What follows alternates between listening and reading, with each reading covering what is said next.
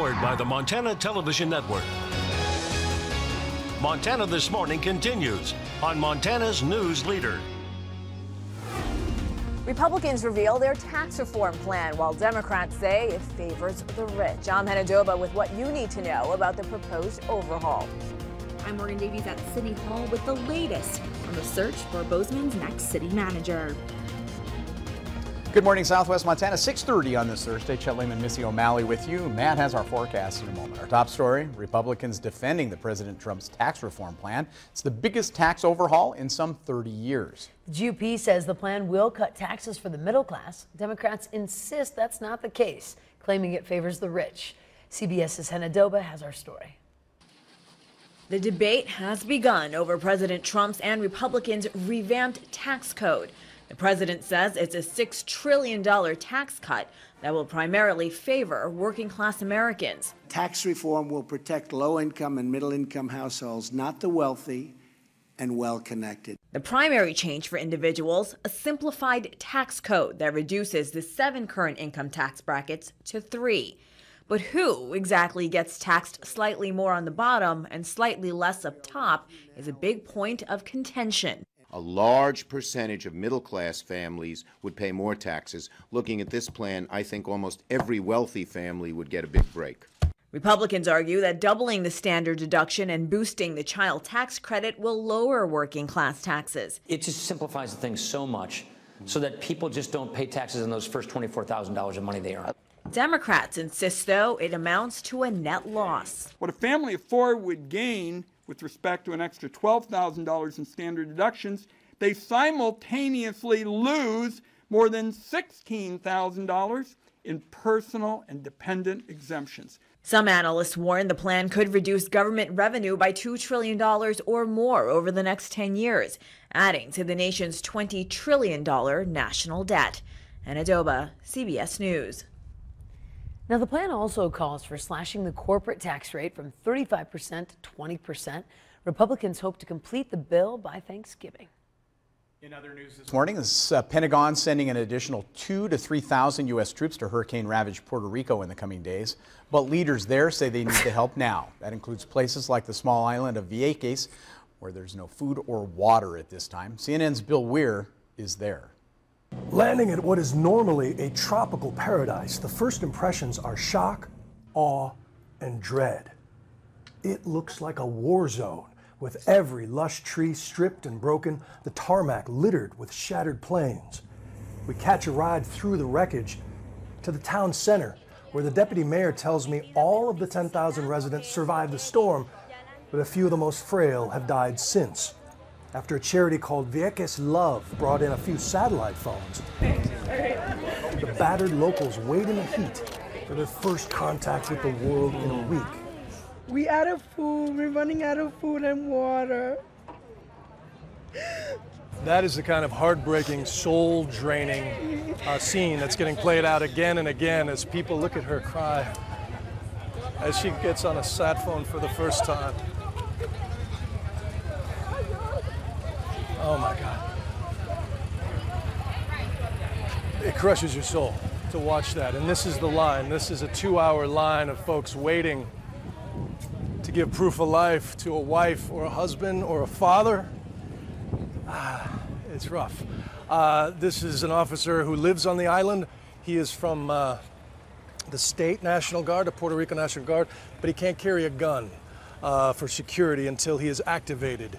And bureaucratic red tape is holding that up. Things are so primitive, they drive around in a speaker truck, letting people know when water is coming, if water is coming. I just spoke to former president of the Senate here in Puerto Rico, current senator, who gave me the most impassioned plea yet from an official that they need a general, they need ships, and they need help right now. This is something that needs and requires someone who knows how to distribute goods in the middle of almost a war zone. So you're making a plea for martial law? I am making a plea for martial law. I'm making a plea for having 3, 4, 5 days where we can distribute diesel, where we can distribute water, where we can give food. I mean, it's been 6 days after the hurricane, and it's just a horrible scenario in Puerto Rico. We need orders, and we need to follow a certain amount of law, and right now it's no man's land at night. After 7 p.m. it's no man's land, and that should stop. So actually I lost everything. Bill Weir, CNN, Vieques, Puerto Rico. Now we're told dozens of people have been arrested for looting and vandalism during this time of desperation. Again, more to follow on that. It's really hard to watch because we're not there. We can't. This is not a normal part of us. So I can't relate. I can't even take my head to what they hard. must be dealing with right now, and sure. the desperation, literally, that is going on there. That's right. A little closer to home last night, Northern Lights visible. Yeah. So I wanted to share this photo just sent in by Nicholas Scott near Rocker. Isn't that great? I mean, you're able to see this last night and early this morning. Thank you, Nicholas, for sending that in. Temperatures holding into the 30s this morning, 23 degrees in West Yellowstone. Look for those daytime highs to try to warm up very slowly. We should be into the 40s by mid-morning, and then we'll start to take off back into the mid to upper 60s for the afternoon. Lots of sunshine. It's a sunglasses kind of day. We'll talk about how long this is all going to last coming up in a few minutes. Thank you, Matt. 6:36 now on your Thursday, and our top local story for you. 6 months after parting ways with former city manager Chris Kukolski, Bozeman still does not have a replacement. But city commissioners say that they are getting closer. Morgan Davies reports from City Hall, where commissioners spent yesterday talking to half a dozen candidates for the job. The field of candidates for city manager to 2 in alphabetical order: David Buckingham and Andrea Surratt. Buckingham was most recently the city manager in Morro Bay, California. Earlier this week, he told me why he wants to be in Bozeman. It's a special, unique, amazing place. We've had the opportunity to live around the world and around the states and enjoy the outdoors and gain experiences to bring to a thriving, vibrant, growing community like Bozeman. Surratt was city planner in North Carolina, and having this background she feels is essential for the person to fill the role as city manager. In a beautiful setting like this and in a town that really embraces good quality design and planning, I think that I would fit in nicely. Ron Hollifield, the city's consultant for hiring a new city manager, says that narrowing a candidate pool is typical of most city processes. Now he will get to work on providing Bozeman city commissioners with information they need to make a final decision. Lots of information that's been gathered, and I'm just going to go a little deeper on some of the information. We want to get this as right as possible, so it's worth a little extra time to nail down those details. We want them to be a fit for quite some time. That's to the benefit of the taxpayer, it's the benefit of staff and everyone else. Commissioners want to have a decision made by sometime next week. Again, a meeting will be held that is open to the public before a final vote is made. If anyone has, rah-rah, good thing, or concerns, full public process, just like it's been so far. Now, Commissioner Mel told me that they could have another meeting as soon as Monday, so stay with us online and on air as we continue to follow and update you as we learn more about the process to finding our next city manager. Reporting in Bozeman, Morgan Davies, MTN News. In other headlines this morning, a mountain lion spotted on Story Mill Spur Trailhead yesterday morning. Signs marked clearly on the trail. Don't know who posted them. Experts advise all trail users to always be aware of your surroundings. But we live in a remarkable place, and one of the reasons we live here is that we may get to see wildlife. And so I think it's important to always be aware of your surroundings. If you're on trails outside of town, people have seen bear and moose. Be aware of what's around, look around. Carry bear spray when you're on trails that are farther afield. Go with friends and just be educated.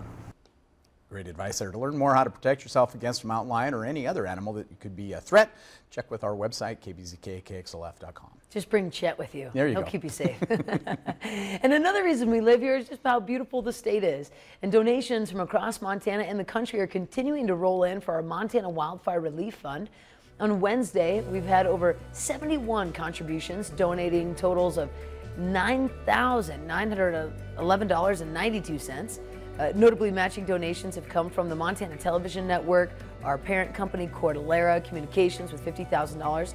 Another $50 grand comes from the Montana Sky Guest Ranch, the Arthur M. Blank Family Foundation, American Bank, and Pure West Christie's of Bozeman, each with a $10,000 match.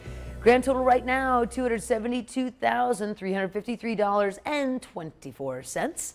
The Alice Lee Fund Charitable Trust, based in Great Falls, has offered a $5,000 match starting today. Thank you so much for your generosity. And a bakery in Dillon is teaming up with the Masonic Lodge to raise money for portable defibrillators.